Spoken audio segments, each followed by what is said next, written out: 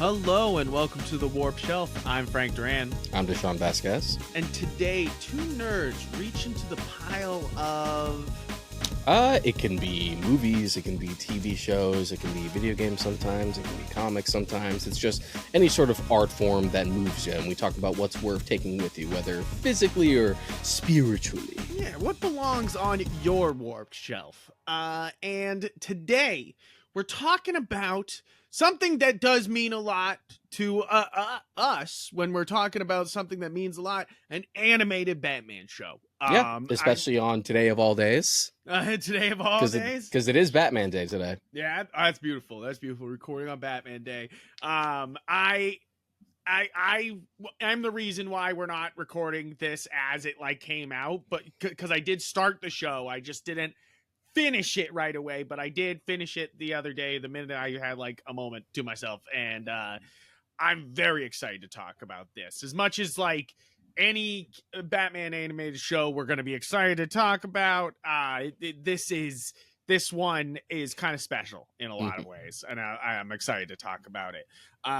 Now, Batman the Animated Series, when I was a kid, that was the show that I latched onto. A lot of kids were latching onto other young shows at the time, and it's I went from Sesame Street to Batman the Animated Series, where it was just yep, that's my jump, and so it's I grew up on this shit, and I feel the same way for you, Deshaun. It's this is what we... Yeah, for sure. Definitely one of the earliest shows I can remember that really struck a chord. It was that, and then early anime like Ronin Warriors, even before getting into DBZ. So yeah. I didn't have the Sesame Street buffer, especially since my parents didn't really filter what I would watch. Yeah. So it would always be I was already jumping into the dark stuff. Even before I'd ever watched the cartoon, my first exposure to Batman period was the first Tim Burton film when I was very young. We had the VHS. And this is the reason why we're even talking about that show, is because this is truly the spiritual successor. Deshaun, you can list it off, but even having Bruce Timm back, is crazy. But this is not just Bruce Timm back. This is literally a kind of dream team of Batman the Animated Series workers all coming together to or just other DC in general. It's Bruce Timm at the creative helm. You have Matt Reeves producing, who directed the Batman, not to be confused with the Batman cartoon. Not that that's a hard thing nowadays. Most people are going to think more of the movie anyway. Yeah. You have industry vets like Ed Brubaker, who wrote The Man Who Laughs and Gotham Central, amongst other things. The best Captain America run. Yeah, I was gonna say he's a personal favorite comic book writer of mine. So it's awesome to have him at one of the heads of this. You have J.J. Abrams producing, so that brings in the moolah. And you got James Tucker, who's been a vet for a lot of the DC animated movies, especially early on. He was also the showrunner for Brave and the Bold, which is also fitting because Diedrich Bader is on the show. And I thought that was very cool. I mean, we could get into the cast of this too. That's definitely an exciting part about this show, is that it's kind of, it's pretty star-studded in the way that it in Batman lore, because you already said Diedrich Bader, the man, the myth, the Batman, but definitely second or third best Batman voice. It's he battles with Bruce Greenwood all the time for me, who played him in Under the Red Hood and Young Justice. Yes, you have Diedrich Bader for Brave and the Bold and Harley Quinn. You got John DiMaggio as Bullock and a bunch of other little characters too here. I felt like they were just using John DiMaggio whenever they felt like they had an extra character who sounded large. They were just here we go. I did love Cedric Yarbrough as Rupert Thorne. I thought that was a really great casting. There's a lot of Jamie Chung as Dr. Harlan Quinzel. I thought that was spot on. There's a lot of fantastic castings here and especially I want to give a shout out to Crystal Joy Brown for Barbara Gordon. I think that she's a spectacular character in this show, and I feel like that. Yeah, I do really dig this iteration, and I find it very funny and ironic that even before the show came out, Bruce Timm had to reassure people that he wasn't going to do a Bruce and Barbara pairing because of all Yes. the flack he had caught for the Killing Joke movie. And I'm Yeah. just like, the ironic thing, Bruce, is that this would actually be a situation where that pairing would be appropriate. Yeah, right. It actually makes sense here instead. You're like, huh. But I mean, we didn't get to, and I think, and it might be one of your sticking points on the show because it is I think this is a fantastic show, and I'm like so excited that they are greenlit season 2. So if you're already being like, oh, should I watch this? Is this just going to be a short-lived Amazon project? No, this is not. Like this is gonna keep moving forward. But Hamish Linklater as Batman. I at first was with you, Deshaun, where your original opinion I think was that he was trying too hard. What was your original opinion? My thing was, I think he's a good choice overall, especially having just Yeah. watched through the whole thing again yesterday, because I watched it all in one day almost 2 months ago when it came out. So when you were like, let's do an episode, I'm like, I should probably rewatch it. Because I It's a just quick gorged rewatch. myself on it. So I just like, I'm like, all right, who hasn't seen it? I'm gonna drag you in. I do think it works, but it is one of those things where I do think he needs to acclimate specifically to the Batman voice a little more, because to me it's really good, but it still sounds like at points he's trying too hard. It just makes him sound like he either has a cold or it sounds dangerously close to H. John Benjamin. I think that he sounds. I think he gets better throughout the season, and I know that he records his lines early. But I think in the 10th episode, the most, we have him sounding the most like Kevin Conroy. Like where you're just like, okay, he's getting closer to this. Like it's sounding better, and I think that that's really it. Is that we'll have this first season where I think he hit it, but I don't think it was perfect. And I think but at times he sounded absolutely like, he's It bad. never got as bad as that initial cast promo before the show came out, where he just straight up sounded like he had the flu. But I think this is better. I think this Batman, throughout the show, Cape Crusader. But I do like him dipping to the Batman, the way he goes from Bruce to Batman, and the way he'll go to Batman's voice whenever he's around Alfred. Like, yeah, like, okay, I'm my true self now. Let me go into my Alfred. Who's Alfred? Who's Alfred? Don't you mean Pennyworth? Don't you mean Pennyworth? I did love that because it's such simple like bait to make people angry, but also it's going to be character development, and then of course it was, and I was like, well done. I mean, I had made the joke like both times I had watched through it. That's just like, oh, Matt Reeves produced this because Bruce has some thick eyeliner, and he's got like, you're not my real dad energy for Alfred. Real dad. He's like, but I love you, and I need you. Like, I think that's what's fun about this show is it does feel like Batman the Animated Series, where it's just like monster week, like where it's just like, here's a new villain, we're gonna take down this new villain, there's a new problem, or a villain has come back and you got to deal with that. It's like, but like it also has like character development and world building beyond that, like beyond just like the monster week going on. Yeah, it has its own flavor. Plus, it's has the advantage of not being on a network for children, and for as dark as B-Task could get in its prime, like we don't even have to infer anything anymore. We can just straight up do it.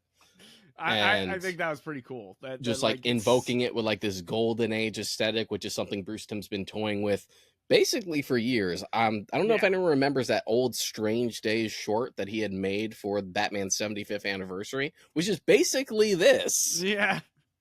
Which is pretty cool. Like I think that this aesthetic that applied to Batman fits, and it gives you this like classic timeless feeling for what's going on here. It can be happening anytime. Because Timm has admitted that he was approached already for a potential continuation to B-Task specific, and he said, we've already played in that sandbox more than enough. If I want to do something, I'm going to want to do something slightly different. Yes, and I like that this is slightly different. I know that's what gets people angry about this show, is people are like, oh, it's different, and you're like, yeah, no, fuck it, duh. Like, Like it's kind of like, hey guys, it's another Batman animated show. Of course, it's gonna be different. Yeah, That's the whole fun of this, you know. I get Like that it's that's evoking the that's DCAU fun. that you love, but it's not the DCAU. It's different. Yeah, and I like the kind of like 1930s feel to most or like all of these characters, you know, even like it's like even right from the get-go, you know, like Penguin being a a female and a lounge singer, but like Hmm. also a mob boss, like a mother, like a cocaine bandit's mom, like, Yeah, you yeah, know, like I know just what like you're talking about. absolute killer. And you're just like, oh, okay. I That's why I think it's funny IMBD has that rated the lowest, tied with with the night ride, so the gray ghost episode. And I was Oh, like, the Gentleman Ghost. the gentleman ghost.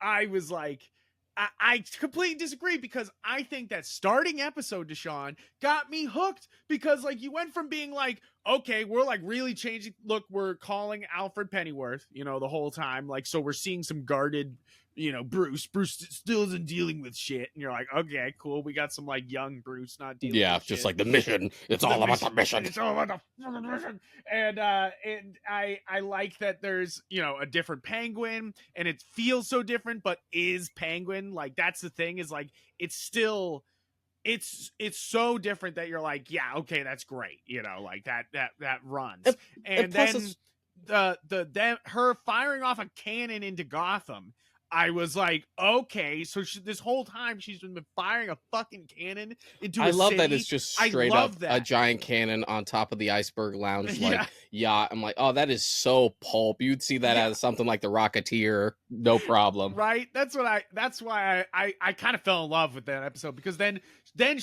they strike, she like the whole like end is riled on that she's aiming at the police station, and like everyone has to get out of the building, and it's kind of like this actual like tense moment of them, Mhm. and then she still gets off the shot, so it's like like I kind of love that the like she kind of won, and like, you know, like tried to get away, but like still got caught. But like you're just like, you're like, damn, she made it happen. This was like violent and like And crazy, you know, it's like also one of those things where like this was the only point of contention I would hear from the most annoying people on the planet, because oh my god, we made Penguin a girl, as if Penguin of all Batman's rogues isn't the one that's always consistently reinvented with every iteration. yeah, You want to right. pick Like any villain in his rogues, that's always the one we're like remixing. I know, even somebody brought up today, they're like, yo, if they want to, they could build up to King Penguin in the new Penguin show that's coming out on Max. And you're like, and just have Colin Firth without the makeup. And you're like, Daryl. yeah, Farrell. And you're just like, yeah, that's not fun or cool. Yeah. It's just, like, Like this dude, sometimes he's just a doughy like gentleman criminal. yeah, Sometimes he's an actual mutant Birdman. yeah. Sometimes he's a handsome British gangster who wears a penguin style plague mask. Shout out to the Telltale version of Penguin, Yeah. which is very interesting. But we're always doing something different with Penguin. Right. And I like this one, and I think it feels classy as the Penguin should. And I think that actual singer for that scene is fantastic. And I was like, okay, like that was, It's probably just Minnie Driver because Minnie yeah, Driver can sing. yeah, you're just like, holy smokes, okay. And then I kind of like fell in love right from that episode, where I was like, okay, they are kind of serious about the tone and art direction and like what they're going for here, and they have like a very serious vision, instead of just being like, is this gonna work, you know, like it's just like, nope, here it is, boom. And I love that. It's like, it's kind of like all these creators have already made successful shows and successful franchises in Batman, and they're finally like just doing stuff that's like peak, and just Yeah, doing like, you know, like that's there's what's no great like about this. there's no hesitation even for No, something like the Gentleman Ghost episode. nope, Because not at all. if this was a BTAS episode, then the Gentleman Ghost wouldn't have actually been a ghost. It would have been like Yes, stagecraft or an illusion or something. and I was Because waiting for that too. we had I was like like, huh, we had like like, Zatanna. We had a Zatanna episode in that original show, and but they never made her an actual like magician. She was just a yeah. stage musician until we got to Justice League.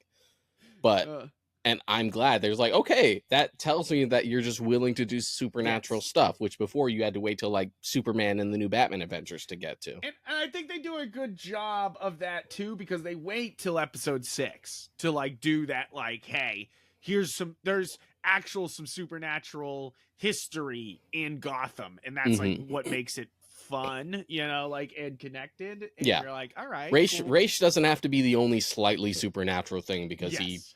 he takes his magic bath. Yeah, exactly. Then you have next up another swing episode. Like, if we're talking about episodes that are coming up and they're doing big fucking swings and they are knocking it, is And Be a Villain, which is the Clayface episode. Like, first off, another fantastic reiteration. Like, I was Which just is like, a tough perfect. act to follow because Yeah. the B task like comparisons are always going to be inevitable, Yes, just of given course. the creative team and the aesthetic. And Feet of Clay, the first Clayface episode in B task, is like one of the best episodes. Yeah. Like, it is so good, so that's kind Perfect. of a tough act to follow. But I'm also glad what they did with this as far as an aesthetic, because we're doing Golden Age stuff. Yeah. I've felt like for years before this was even an idea that the Golden Age version of Clayface has been like way underrepresented.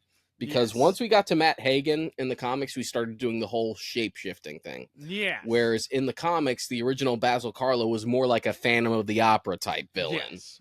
And I so like here that they just leaned into that. yeah. They were just like, it is Phantom of the Opera. So when we got to sick. B-Task, we basically just combined them. We called them Matt Hagen, but we basically gave him the Basil Karlo, like, I'm an actor thing.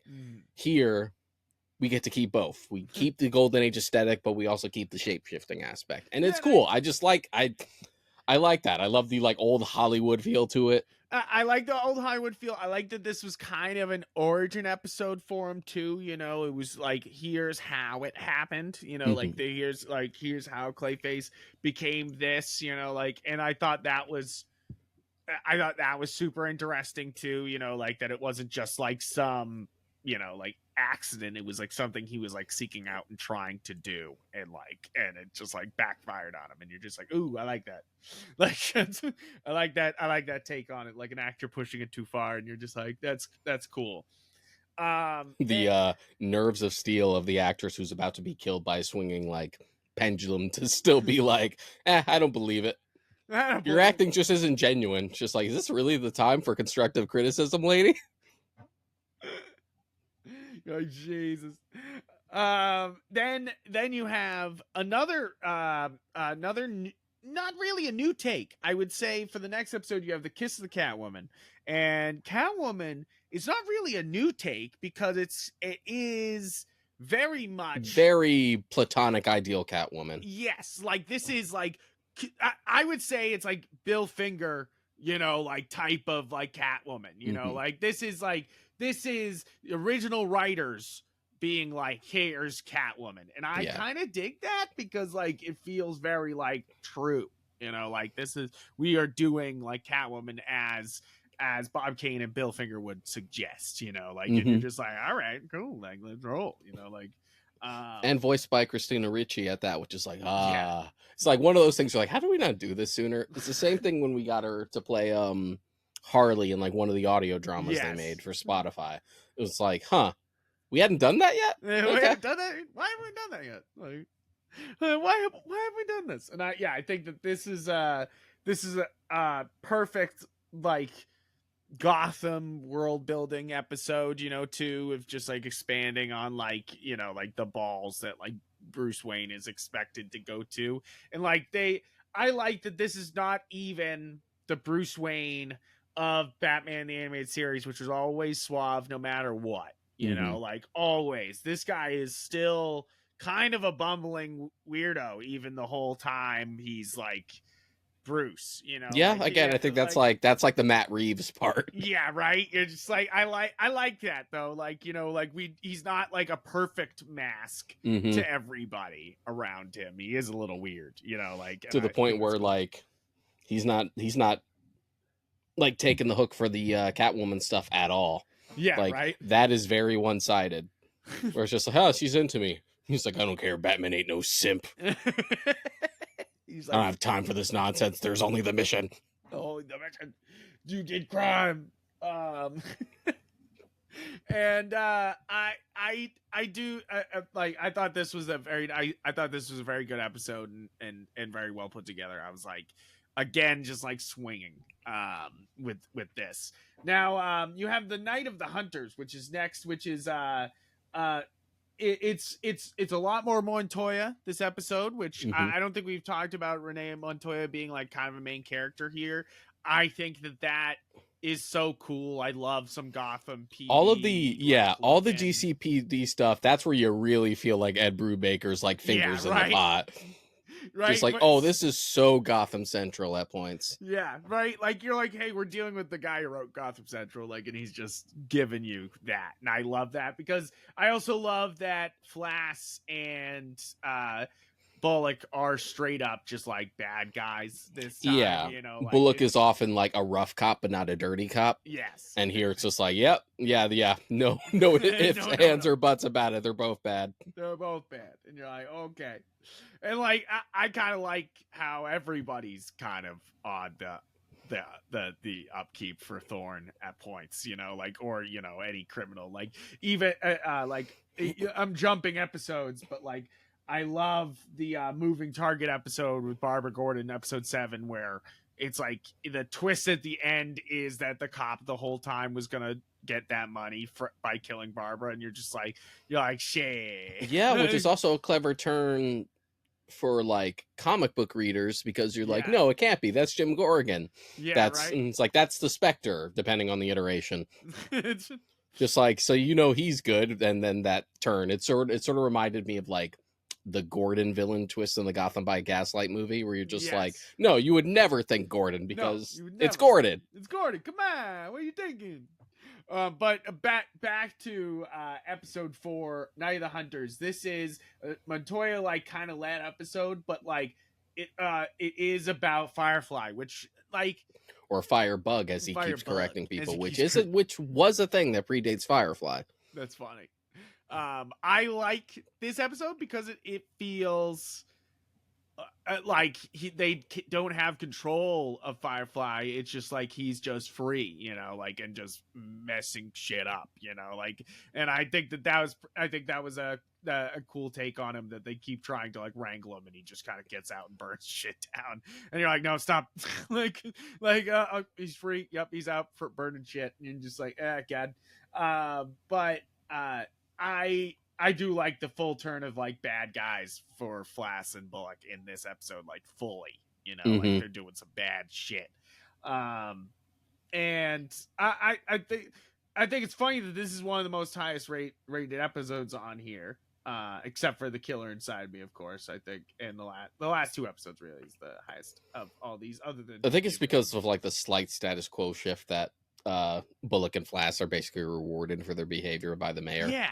And Yeah. so Gordon can't touch them. Yeah, right. Like I like that. I like that like turn of dynamics going on here, and I feel like that's what makes this show strong in general, is that there is lots of turns and dynamics and stakes and what can go wrong, and like what it, you know, like what, how it affects the mission and all, and all that, And even like sowing the seeds of doubt in Barbara, who's like, no, the law, the law, the law. But by the end of this, just like, it's not always helpful, is it? Yeah, right. She's like, now I enjoy this turn of Harley Quinn that they had, like her building up this whole time, like she was friends with Barbara, and like, you know, like, and wants to date Montoya, Mm-hmm. and they go into episode 5, and like Montoya, it asks out Montoya, and like, and it's like this whole, she's just living this whole double life of being like a psychiatrist, and then taking the worst of her clients and just like torturing them. Yeah, I And like the you're just like, oh, okay. I like the take. Like, if anyone's allowed to change Harley Yeah. Quinn, it's Bruce Timm. And I Like- kind of like that she's Harley without Joker in any way. Yeah. You know, like I like that. It's just That like, and sort that's of the way like she the conceit of it was the reverse of personalities. Just like Harley in public is bubbly and is. Yeah. carefree, and in her alter ego is like dark. Yeah. I dig that. And I like that they really lean into the fact that she's using her profession to basically torture people, Yeah, like and I think mentally. And like that really ties into the stuff because it's one of those things where like we know Harley was a psychiatrist, but it's not something we lean on too much. yes, not too much. Like I mean, in Batman the Animated Series, they definitely acknowledge it at towards the Yeah. end, but yeah. Like you're just like, but I like that it's like right. It's like she's built into the plot from the not right from the get go, but built in, and then Mm-hmm. to like be used in that way is cool. Not just like doing that with Dent, like because like that's classic to have Harvey being the good guy building up at this Yeah. point. Although even that was kind of a big deal for BTAS because that was sort of on the cusp of like when we were actually caring about continuity for those types of cartoons. Yes, right. Like that was a big deal. Like, and I like that we see the downfall of Dent in multiple ways here, and I thought that was cool. Mm-hmm. In this show overall, and how they build characters in and then use them. And I think that's what makes this show so interesting, and what really drives it is that like like things come in and they work and they like keep moving forward and they still have the monster of the week, And and you're like, all right, it's also the emphasis on people other than the obvious hallmarks. Like, yeah, we have like staples like Harley and Two-Face and like Clayface and the like, but the fact that we're also doing stuff like Gentleman Ghost. So I thought this episode was I like this episode. Like I know we were saying it earlier that like it's cool that they brought in like supernatural stuff. So but like it I think the episode overall is like really fun, and like it's cool to see Bruce kind of have to deal with like this like terrible something slightly outside of his purview. Yeah, right. He's not exactly just can punch it, like, and that's like, or like outwit it, or anything. It's like he's got to like go through the proper magic channels and get it out. And I like I love that he goes to Papa Midnight for help. Yes, I'm like, Papa Midnight, Hellblazer character, Papa Midnight, and I ain't talking about Constantine Hellblazer. I'm talking R-rated Vertigo era Hellblazer, Papa Midnight. That's dope. I did like when they were like, "What are you gonna do with him?" And you're like, "You don't want to know." And I was like, "Okay, yeah." Like, like you're like, yeah. And then this is Papa Knight. I love this. I thought that was very cool. I thought this was a very cool episode, and I appreciate the minor inclusions, even beyond like Papa Midnight, because we also have like we mentioned Jim Corrigan already, but we also have Eel O'Brien, who's Plastic Man. Yes, right. I do also like that this is a big building on Alfred, Pennyworth and Batman's like relationship. Like you get to see how they actually kind of work together here, and like, and I think that was cool. Like I think that having an Alfred that like does help him out in the field is like cool too. I think that's like like it's makes a lot of sense. Yeah, and we've been like edging towards that kind of stuff more and more over the years anyway. Especially with this I think it was this month they made him a Green Lantern, and you're like all right. In the vampire alternate universe. Okay, I was about to say, it's just like it made continuity. I didn't think he was. No, I think he's still dead in the main canon. In main canon, but DC versus vampires. I'm surprised they've even kept that long. There was like Wonder Woman vampire was coming to beat up Batman / Alfred or something, and he like is able to beat her because he gets the ring, and you're just like, all right, sure, why not? You're like, that makes sense to me. Now I already said I really liked episode 7, Moving Target, like because not only is it like some good twists and turns the whole episode, like I actually was like kind of I was like, oh cool. Like I didn't like predict everything that was going to happen that episode. I thought that was cool. And also, is it onomatopoeia or how do we say? Yeah, it's onomatopoeia. Onomatopoeia. I like you were saying using not the main rogues, using onomatopoeia is sick. Yeah, like, you're like, that got me so excited. Like even from like the initial trailer that like showed him like, is that fucking onomatopoeia? And I would see a bunch of comments who would be excited about it. I'm like, okay, I know who the real comic book readers are in this. Being like, oh hell yeah. And now I think that episode was cool. I thought there was some great action in that. I gotta say overall, there's lots of great action in this show. Lots of great set pieces. and I think that that's what makes this strong. Is it's like got lots of twists and turns and lots of great characters and great character actors playing them, and like but also like great action scenes. And you're like, Mm-hmm. all right. Um, now the next episode, Nocturne. Now this is kind of like another offshoot character here with and you're just like with who do they call, what do they call her in this? They call her They call her Natalia, but her character Natalia. name is Nocturna in the Yeah, books. This Nocturne. was this one's an interesting one because this was an episode originally envisioned for BTAS that they didn't Yeah, get to because it do. feels like it. I was gonna say that's what this episode feels Like like. it was reinvented around Cape Crusader. Like you can find concept art for like Nocturna in BTAS, and she was actually a Really? grown woman and looked more like her comic book counterpart. Here they sort of reinvented it with like the little girl and stuff, but the basic gist of it was something that they wanted to do for BTAS. But even back then, they were like, too dark.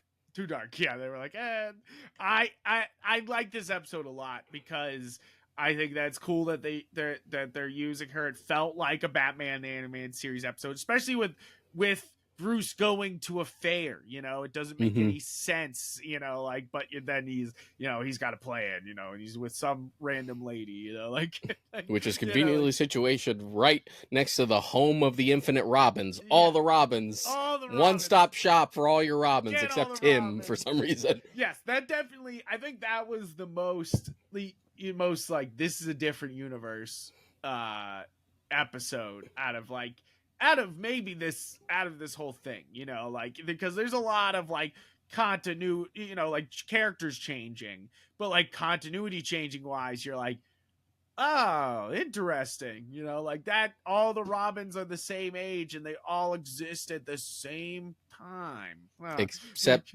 Tim for some reason. Except He's fuck the Tim. he's All the right. only one who's not accounted for because Dick is there, Jason's there, even fucking Carrie Kelly and Stephanie Brown are there. I'm like, Yeah, I know. huh. I was like, what? I know Carrie Kelly being there and being a big part of the episode. I was like, what are they doing? What I was like, cool. Like, are they saying like Carrie Kelly will like someday be the Robin and all these other ones are still around? You know, like I'm curious. You know, Yeah. because like I thought that was a really cool episode in that aspect where it was just like, okay, we're going from being like, you know, this feels like Batman, you know, maybe a year or two in, you know, this is Batman beyond year one, you know, like, or even, you know, even maybe just a little bit before that, you know, like, but it's like, because they don't even know if he's real at the beginning. It's kind of like the beginning of Batman 89 where they're just like, we don't know if he's real or not, you know, like, so you're like, so it could be like year one. Yeah. And It's like we're past the origin, but this isn't really a well-oiled machine yet. yeah, exactly. And I think that that's what makes this that bit with all the Robins very exciting because you're just like, huh. But also, you pointing out that Tim's the only one not there makes you think that Tim's the real Robin if they do go the Robin route. Potentially. You know, like that could, because that would be a funny, like, oh, you saw the rest of them, but Tim's the real Robin. You're just like, oh, okay. Like, I would take it, man. Like Tim's had it rough in like main continuity for years now because we just don't know what to do with him ever since Damian came around. Right? They're like, fuck, we had the youngest Robin and now we don't. Shit. But yeah, I like the spooky aspect of it, like this, like magical little girl like sucking the souls and life force out of people. It was a little scary. Yeah, like, the way she her like mouth unhinges at the end there. Mm-hmm. It's like you're like, oh, okay. Like you're like, Jesus Christ, she's a creature. You're like, holy shit. But it serves as a good episode as far as character development for Bruce to like show a little empathy beyond, you know, punching his way out of something. Right. People have compared like, you know, him carrying her away, shielding her from the sunlight. Everyone compares it to like that scene with Ace in Justice League Unlimited. I thought that was great. I was like, okay. Yeah, that was the thing. It had some like heart to it. And I was like, okay, this episode's got something, you know, like it's like definitely a very interesting episode. But I gotta say the last two episodes are the cream of this crop. It's what it's been building up to the whole time, and I think they really take off. you know, like right there. You're just like, oh, okay.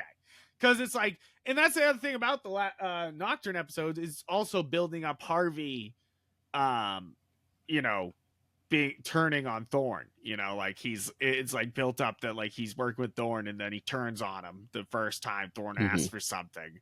And it's like I like that that's playing in the background of all this is the downfall of Dent the whole time, and you're just like, oh shit. Yeah, and maybe the first time in a cartoon where we straight up do the thing that disfigured Harvey was basically a mob hit. Yeah, Because right. every other iteration's always like an explosion or something that like messed up his face, as opposed to just Yeah.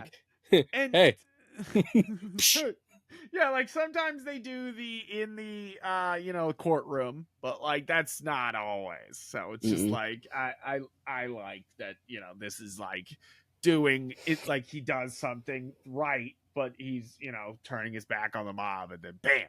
You know, like so you no one on the outside knows that Harvey was doing bad until afterward, and then he wasn't, no one knew that he was, you know, like actually doing the right thing either. So he was all doing this silently, and I think that that's a, you know, like a little tragic irony there, you know, like Yeah. that nobody knew what he was, you know, doing and sacrificing, and then that's why he's like so, you know, betrayed with Mm-hmm. with the final two episodes. And I like that this version of Harvey, Harvey. easy mistake, um, is not really like a white knight like so many No. portrayals like put him as when he's like pre Two-Face. Just like, no, he's a little gray sometimes already.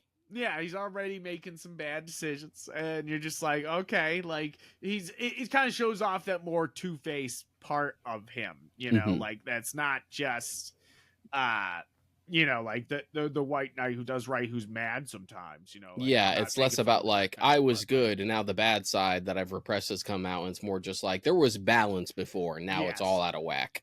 Yeah, because he was kind of a dick. He's kind of a dick throughout the entire show. You know, Yeah. like it's like he's like doing good things, but he's a dick the whole time. You know, like and you're just like ooh, like. But I like when he finally goes mad. The first of the episodes, and that with the killer inside me, and then Savage Knight with you know, trying to keep Dent safe until Mm-hmm. you know. And I always appreciate when they use Thorn as like this main villain.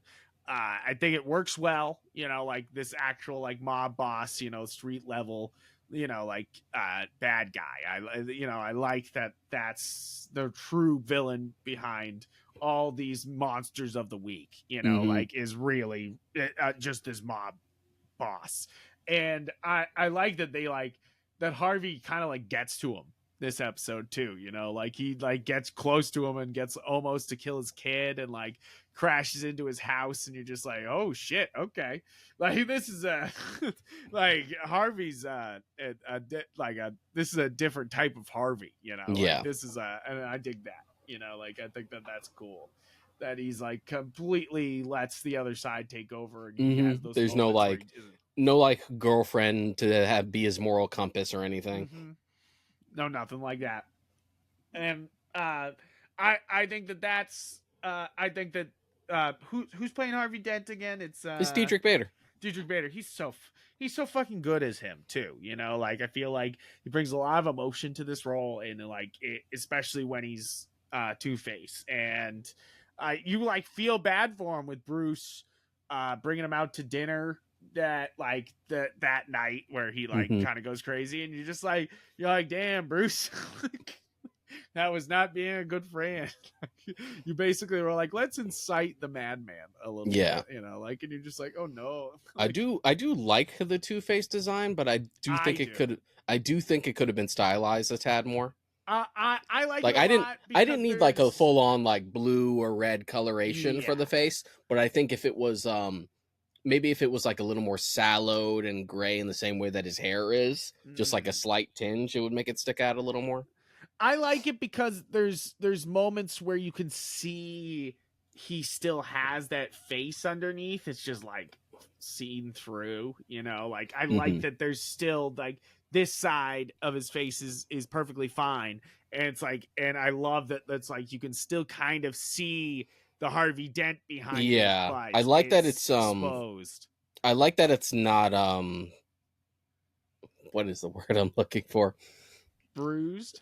No, not bruised. The fact that it's not symmetrical. Yes. Yeah. That it's not like perfectly split down the middle. Yes, I think that's great because there's certain shots where he's like slightly turning, and I think that that's the best part about it. You know, like about the design is it like it works so well when he's like slightly turned, so you slightly see the messed up part of the face. You know, And I he think has that that's like what.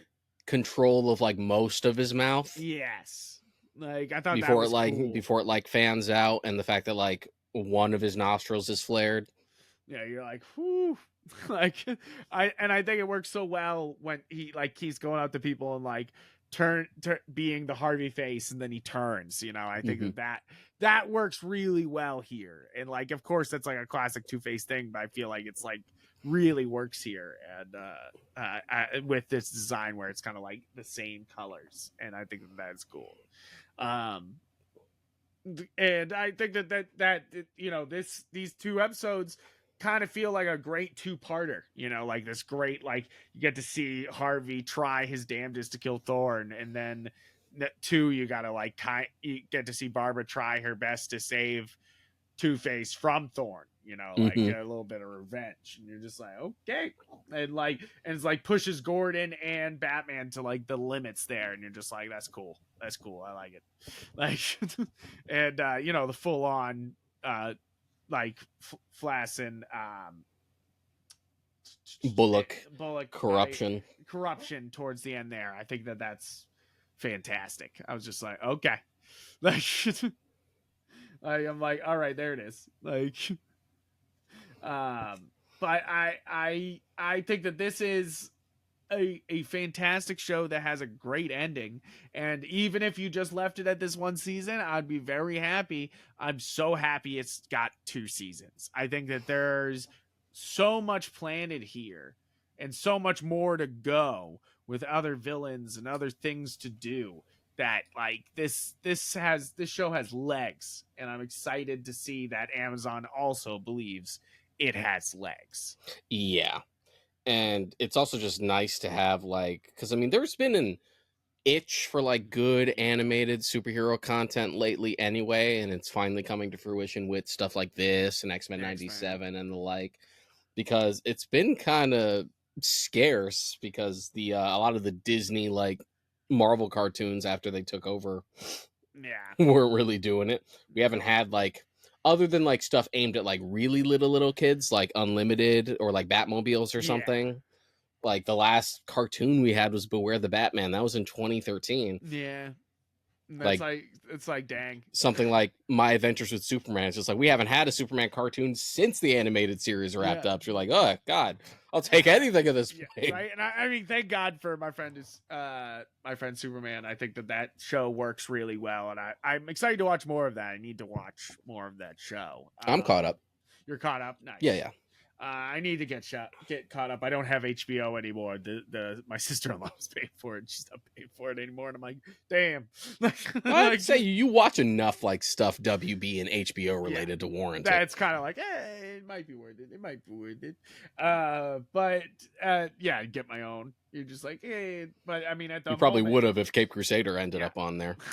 I just the recently, fact that WB passed on this is so funny. Yeah, isn't when it weird? They constantly use Batman as a crutch when they're afraid of a project doing well. Just like, oh, we don't know what this is going to do. Let's shove Batman in it. I don't understand why this is on Amazon. It's like I get it because Amazon will take any Batman content, like the Batman Kid Batman, the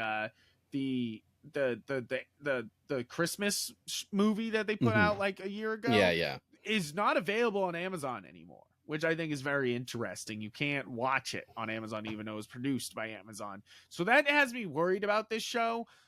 So that's why, you know, when we're coming to our full rating of this show, absolutely own this show, because Amazon is atrocious at keeping you able to watch this content. Don't trust it just because it's Any streaming service original, even a Netflix original, Yeah. don't trust that it won't just Don't suddenly trust it. disappear.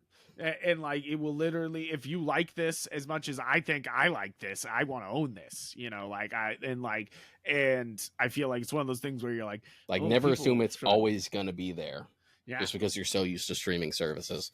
There's a reason I will still buy like Arcane. That's a Netflix original show that's coming out on 4K and Blu-ray like soon. I'm gonna get it because I don't trust Netflix.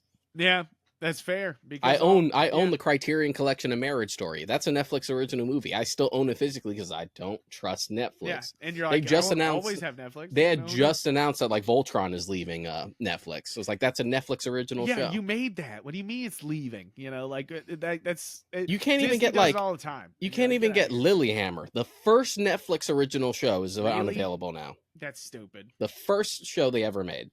That's stupid. I can't believe that. That's wild. That after all this time, they're like, yeah, you can't watch Lilyhammer. But that's why I would say my rating for this is absolutely own this. This is totally worth it.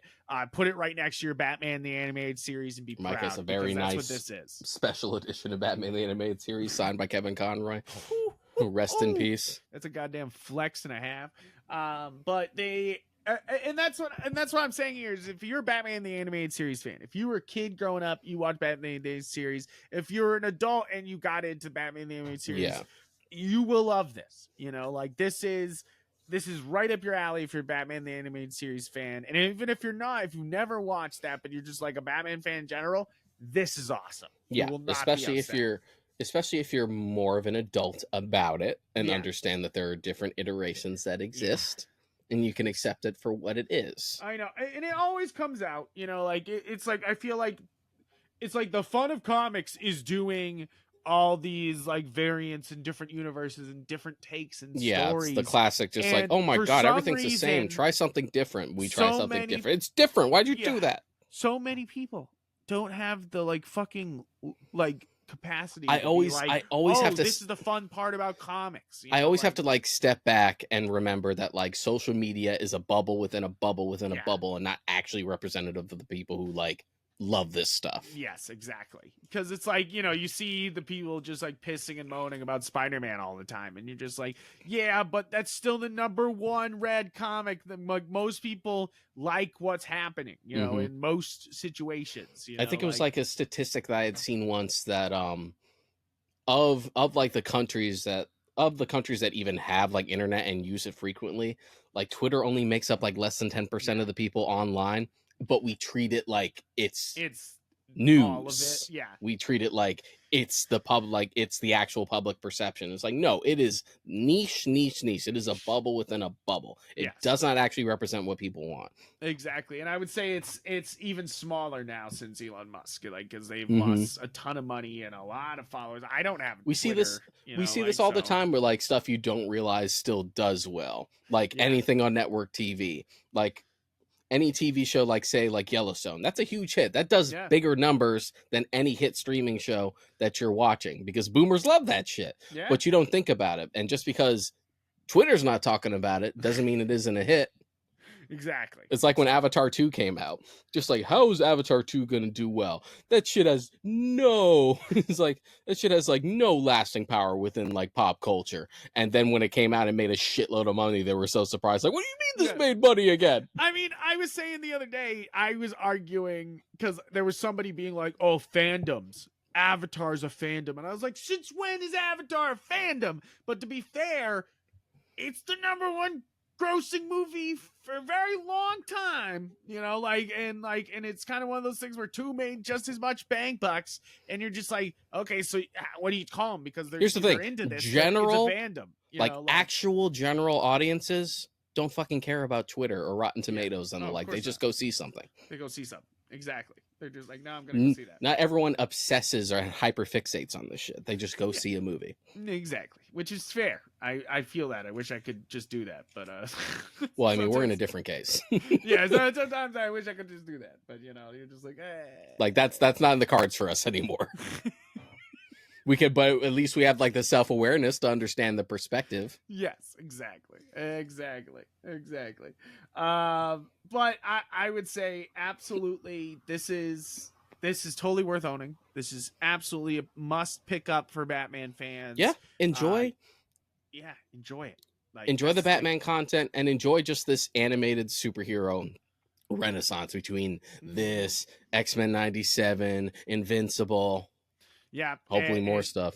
Oh, and you mentioned Superman earlier, and you're just like, Yeah, like My Adventures with Superman. Yeah, it's like there's a lot going on in the animation space Like, right I now for this. hopefully, that's great. Hopefully that Spider-Man cartoon is good too. I would also I'm hoping.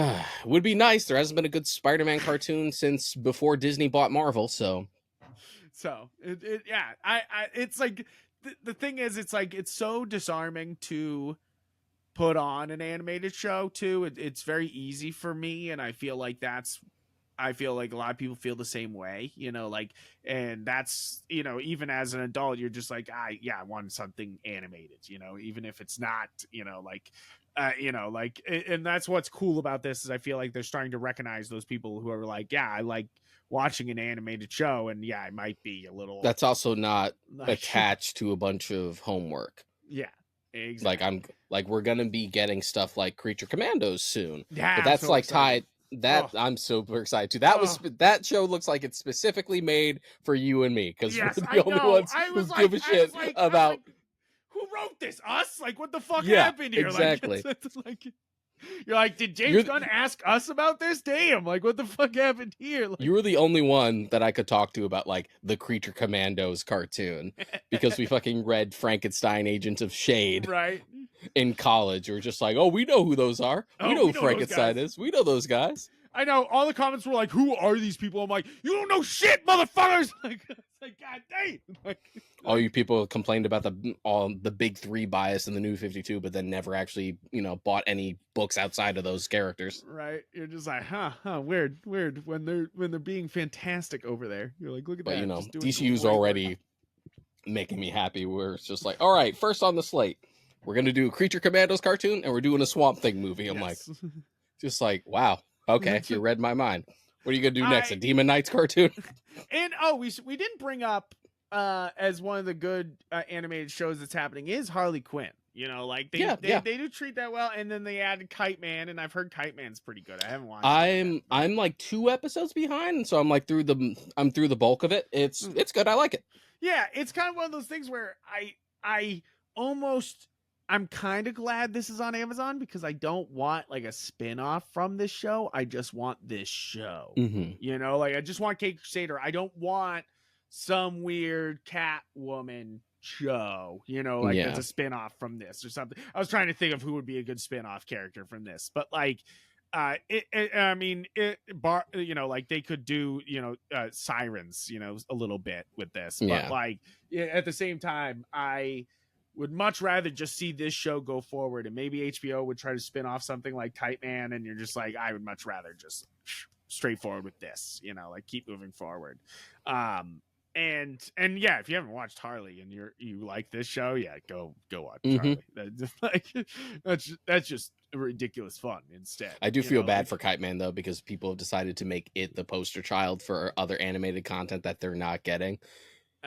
Where it's just like, oh, we got a Kite Man show before we got a fucking Wonder Woman cartoon. I'm like, it's not Kite Man's fault. Oh god, and it's those people who are like, we got a Kite Man show before GTA 6, and you're like, yeah, dude. It is what it is. Kite Man was just a character that struck a chord in a show, so he got a spinoff. It ain't that deep. I am also equally frustrated that there's never been a Wonder Woman cartoon, but it is what it is. It is what it is. I know. It is bad that we haven't gotten like, after all this time, like a great team together to do Wonder Woman. I mean, maybe they can take these guys and make a Wonder Woman show. Like that sounds great. I mean, that old animated movie from 2009 should have been the springboard for either an animated series or just sequels, and neither of those happened. Right? Nothing happened there. You're like, what the fuck? We talked about that way back, that Wonder Woman movie, but it's good. It still holds up. I still own it. It's still good. Still good. But guys, thank you so much for listening to this episode. I think we got our feelings across on this. Sean, you got any final thoughts on No, I think we pretty much like covered every single one of my notes. Nice. The only thing we didn't get into was just the kudos. We talked about how cool Onomatopoeia was, but just the Yes. kudos that a Kevin Smith character got Right? adapted. Yeah, and done well too. They did not take liberties with him. He still did like only noises, you know, like only onomatopoeias, and I was just like, yeah, that's cool, you know, like that's and that he's just like a cool killer, you know, like that's fine by me, you know, like Maybe it's like one he day doesn't we'll have to have a actually get that superpower, third Batman book, Kevin Smith. maybe someday, maybe. We'll I see. was thinking about that recently because Silver St. Cloud showed up on My Adventures with Superman Oh shit! for some reason. Same thing with Vicky Vale. Like they keep teasing Gotham stuff, which is making everyone be like, "What's Batman of this universe? What's Batman of this universe? What's happening?" Yeah, but I'm like, oh yeah, Silver St. Cloud. Man, we just left that cliffhanger hanging. Still hanging on that cliff, decades later. Decades later. He's like, that's fine, right? That's cool, right? But either way, good show. Go Great see show. it. Hopefully it gets a physical release. If it does, secure it. Yes, absolutely. Because Amazon's not to be trusted with content that's not theirs, you know, like anything that they are licensing out themselves. Yeah, that's the stuff you got to hold on to, you know, like that's the stuff you got to grab. So guys, thank you so much for listening to this episode. If you liked listening to this episode of The Warp Shelf, you can find us on any podcast platform. I mean, any podcast platform. Look it up. We're on it. Spotify, all that jazz, you know, like, and we, you know, iTunes, all those things, but you can also watch our beautiful faces on YouTube, and, you know, Google Podcasts because of YouTube. And you can also just make the algorithm work down below. I won't tell you what to do, but there's lots of buttons. There's lots of them, and you can touch some of them and make support the show. And guys, if you want to support us, you go to galaxygeek.com where all the episodes of this podcast are. But if you want to support us separately, I am Yep Frank or Yep Gundam on Instagram. I'm also Yep Fish, but you might not be into fishing. But if unless you're fishing, a dad, unless you're a dad, or a dad in training like you are, you got fish. And then we got Deshaun here. Which my handles are Mod Karika pretty much everywhere. Mostly active on Instagram for the most part. I'm on Twitter, but I just kind of lurk and retweet memes. Yeah, I thought you were doing threads for a while though, weren't you? I was just about to mention that. I am doing threads. I've been doing a media thread for all the stuff I've been consuming or events I've been going through throughout the year. I'm in the 400s now. Jesus Christ, man. That's been a mix of like books I've read, movies I've seen, like events I've gone to, which I also post on just like the Instagram properly. Yeah, games I've beaten. Like I just went to Cowboy Bebop Live like last week. That was a great time. That is a good time. That is great. I'm going to Remy Wolf next week. That's gonna be a good time. It's at the MGM Music Hall, which is that's a great venue. And plus, I saw Justice there last month, and it was pretty great. And plus, we're at the end of September, and so I'm about to head into my annual make one of my close friends watch 30 or more horror movies that he's never seen. So I always post about that. Me and Mary are doing the same thing. We always try to do like at least one horror movie, you know, every night, and we're gonna make a calendar this year and try to go through some ones that she hasn't seen. You know, nice. So that'll be a good time, or ones I haven't seen either. So that'll be a good time. But we're gonna have it like planned out. But that means, guys, we're gonna have some spooky episodes coming up. I don't know what our theme should be this year, Deshaun, but we will brainstorm. I haven't really thought about it. Yeah, we'll have to brainstorm a little bit, but we will have a theme, and it will be scary and spooky and wonderful. Because we could do each Terrifier. No. I still have only seen like All Hallows Eve, the anthology. I still haven't watched any of the Terrifiers. Okay, I started Terrifier 2 the other day. But I mean, there's the X trilogy. True, that would be a fun modern horror trilogy to kind of go into. I haven't seen that one. There's I don't know if I'm ready for Halloween. I'm gonna be so upset when we do Halloween eventually. It'll come. I'm gonna be so mad. Just all the ups and downs of this stupid fucking franchise. I do feel like we could do it, but I feel like it might be a little angry. It would have to be split into parts because there's a lot to cover. That's too many. it's too many movies to try to shove into one episode. Like that's too many things. But I'd be down for it if we felt the challenge. We felt Mhm. like getting angry. Uh, but guys, thank you so much for checking out the show and supporting the show and just listening to us blabber on about Batman, because that's what we love to do. That used to be our whole purpose podcast wise. And now we talk about things that belong on the shelf. And But either way, we'll catch you next time for whatever the next episode might be. yeah, exactly. Adios, guys. Bye.